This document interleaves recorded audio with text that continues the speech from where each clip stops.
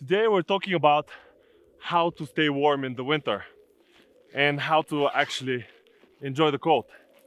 And my name is Z. This is Fearless Dreams. We're at 1,900 meters above sea level, and let's do this.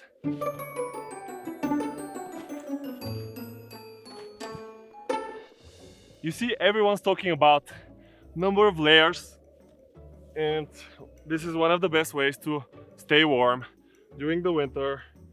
And I agree, yeah, it works. And also, ah, oh, and also drinking hot drinks, that also helps. Ooh, it's too hot. But you know, for a skinny guy like me, this doesn't really work, to be honest. And you know, there are other ways that you can stay warm. And that's why I went on a scientific quest to discover other methods to stay warm during the winter. And I'm sharing them today with you guys. During my quest, I discovered there are two types of warmth. One that is coming from the outside and one that is generated from within. And in my eyes, the external one is actually a bad warmth because it's kind of fake and it gets depleted very quickly. On the other side is the good warmth or the internal warmth. So all your body generates heat, your organs, your muscles, everything. If you activate them and if you keep them activated, it's very easy, you just stay warm during the whole day. Before I share with you my secrets, let's start with the basics. During the winter and especially the coldest months, it's very important to eat a lot and eat healthy. Just before I came here to shoot this video, I actually had 2 breakfasts, just in case, because energy is generated by food and by good quality food. So food equals energy. In the winter, in the cold, your body needs more energy in order to stay warm. And that's why you need to eat good. First tip is kind of obvious. You can go for a run. And it could be a morning run, like a sporty run in the park where you dress up with your running shoes and so on and go for a run. That's fine, it's a great idea, but many people don't like doing it. So what else you can do with running? Well, I personally love running from the parking lot to my office. It's around 200-300 meters and I run all the time.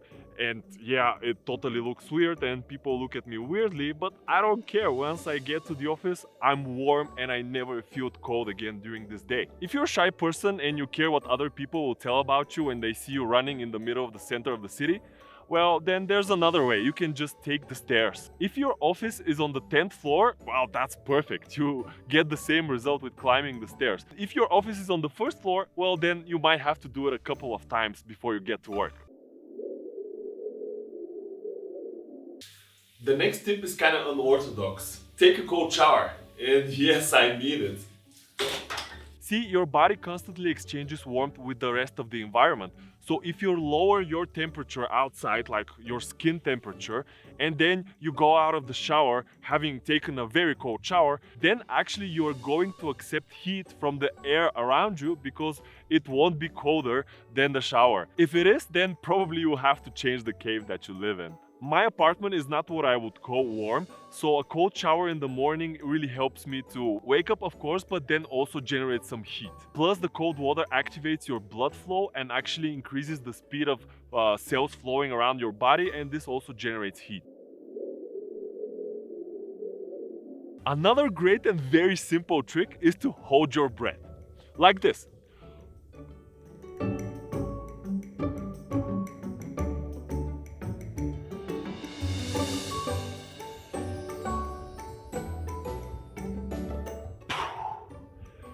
Just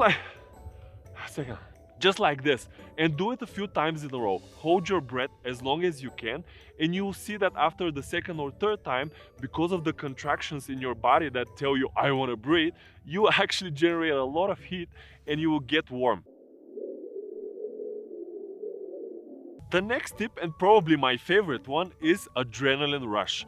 And you know that if you have adrenaline, well, you don't feel the cold at all. And let me give you an example. I went in November to the Arctic Circle to dive with orcas, and it was pretty cold. The water out there was around 2, 3, 5 degrees the maximum.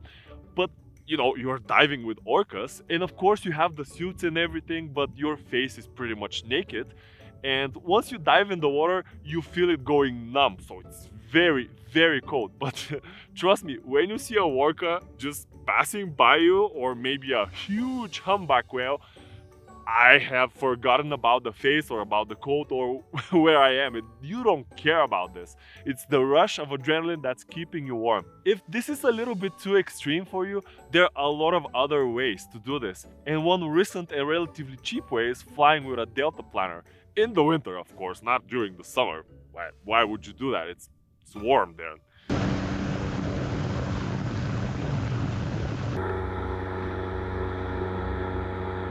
Going up means getting cold, and pretty much when you're at 1,500 meters, you're already quite cold. But again, you don't feel it. You have amazing views and you can just enjoy the nature. Another way to get a huge adrenaline rush is with fear. And if you get scared, you get warm very quickly. But I would advise against finding polar bears and poking them and then running. It's just kind of dangerous. Just choose some of the other tips that I share with you today. That is it for today, guys. Don't forget to enjoy the winter, enjoy the nature, and just have fun with the cold. At the same time, you know what to do with the like and subscribe buttons.